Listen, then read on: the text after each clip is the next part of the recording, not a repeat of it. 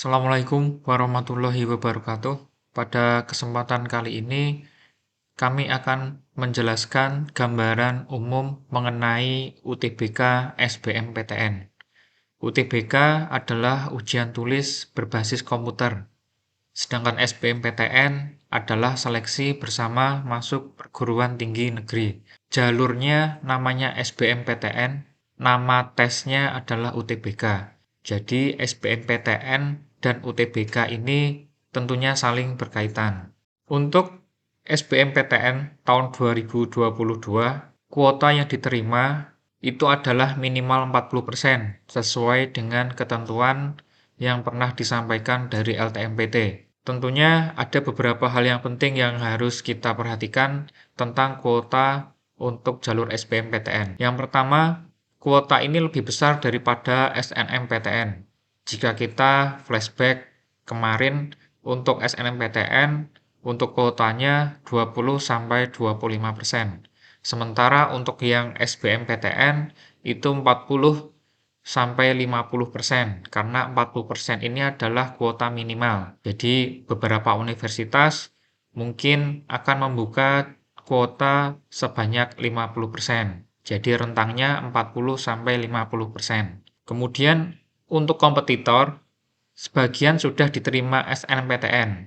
Bagi siswa kelas 12, tentunya saingan kalian untuk satu sekolah itu sedikit lebih berkurang, karena ada beberapa teman kalian yang sudah diterima di jalur SNMPTN.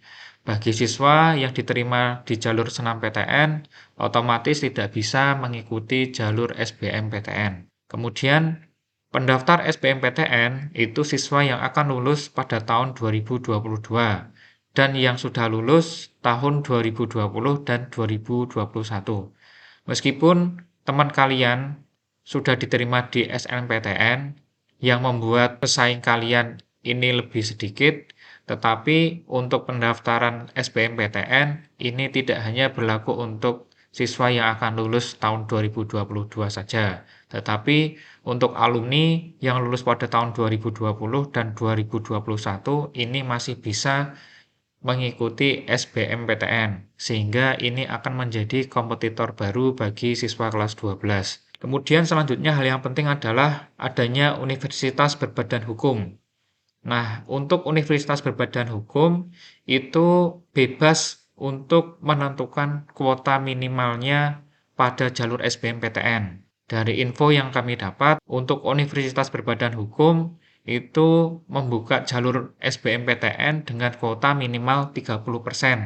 Jadi nanti silahkan dilihat sebelum melakukan pendaftaran dan memilih PTN untuk jalur SBMPTN, silahkan dilihat untuk kuota yang diberikan pada jalur SBMPTN. Kalau kuota yang diberikan itu sedikit, otomatis peluang masuknya juga akan lebih sedikit. Kemudian ada hal lain yang perlu kita sampaikan. Yang pertama, tidak ada kuota atau batasan pendaftar. Tidak seperti SNMPTN yang hanya terpusat pada siswa eligible, tetapi SBMPTN ini berlaku untuk semuanya dan tidak ada batasan jumlah pendaftar.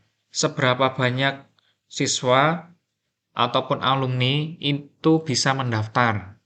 Kemudian yang kedua, hanya siswa yang telah memiliki akun LTMPT dan sudah simpan permanen yang bisa mendaftar UTBK SBMPTN. Bagi semua siswa kelas 12 itu bisa mendaftar SBMPTN jika sudah melakukan simpan permanen akun LTMPT-nya.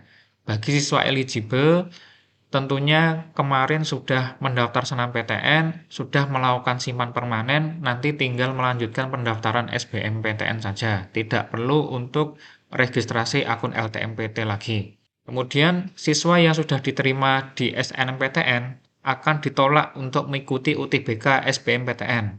Sesuai dengan aturan yang dikeluarkan LTMPT, bahwa siswa yang sudah dinyatakan lolos melalui jalur SNMPTN otomatis tidak akan bisa mengikuti UTBK SBMPTN tahun 2022. Kemudian bagi siswa yang sudah mendaftar SPAN dan SNMPN masih bisa untuk mendaftar UTBK. Jadi bagi siswa MAN 1 Surakarta kemarin yang sudah mendaftar pada jalur SNMPN Politeknik Negeri dan SPAN PTKIN, ini masih bisa untuk mendaftar UTBK. Materi tes untuk SBMPTN atau untuk tes UTBK itu terdiri dari dua, yaitu Soshum sama Saintek, di mana masing-masing jurusan ini itu nanti terdiri dari beberapa tes. Untuk Soshum itu nanti pertama ada tes potensi skolastik, kemudian bahasa Inggris, dan tes kompetensi akademik TKA, di mana TKA untuk Soshum terdiri dari ekonomi, sejarah, geografi, dan sosiologi. Sementara untuk Saintek, untuk TPS, bahasa Inggris sama TKA-nya hampir sama, tetapi khusus untuk TKA-nya itu terdiri dari matematika, kimia, fisika, sama biologi. Durasi yang diperlukan untuk mengerjakan Soshum atau Saintek itu 195 menit. Sedangkan siswa yang memilih jurusan campuran itu nanti durasi waktunya akan lebih lama, 285 menit. Biaya pendaftaran yang dikenakan oleh siswa untuk program Saintek atau Soshum itu nanti Rp200.000. Sementara untuk siswa yang mengambil program campuran itu nanti pembayarannya Rp300.000. Pembayaran bisa dilakukan setelah mendaftar UTBK SBMPTN. Artinya untuk pembayaran ini bisa dilakukan setelah siswa menyelesaikan proses pendaftaran UTBK SBMPTN. Apabila sudah berhasil melakukan pendaftaran, nanti siswa bisa untuk mengunduh slip pembayaran, di mana pada slip pembayaran tersebut ada tertera nomor rekening yang harus ditransfer biaya pendaftaran UTBK SBMPTN. Nah, pendaftaran UTBK SBMPTN ini dibuka dari tanggal 23 Maret sampai tanggal 15 April 2022. Ketika sudah melakukan pendaftaran SBMPTN dan dinyatakan berhasil, maka waktu untuk pembayaran itu maksimal 1 kali 24 jam. Jadi silakan nanti dipertimbangkan untuk memilih hari-hari yang memang sekiranya bisa untuk melakukan pembayaran. Kemudian pembayaran bisa dilakukan di BRI Mobile, Bank BNI, Bank BTN, dan Mandiri. Setelah melakukan pembayaran, siswa login kembali, kemudian bisa untuk finalisasi dan unduh kartu UTBK SBMPTN. Informasi penting yang lainnya adalah bagi pendaftar KIP ini biaya pendaftarannya gratis. Jadi nanti bisa untuk finalisasi dan langsung mengunduh kartu SBMPTN. Demikian informasi atau gambaran umum terkait pendaftaran SBMPTN tahun 2022.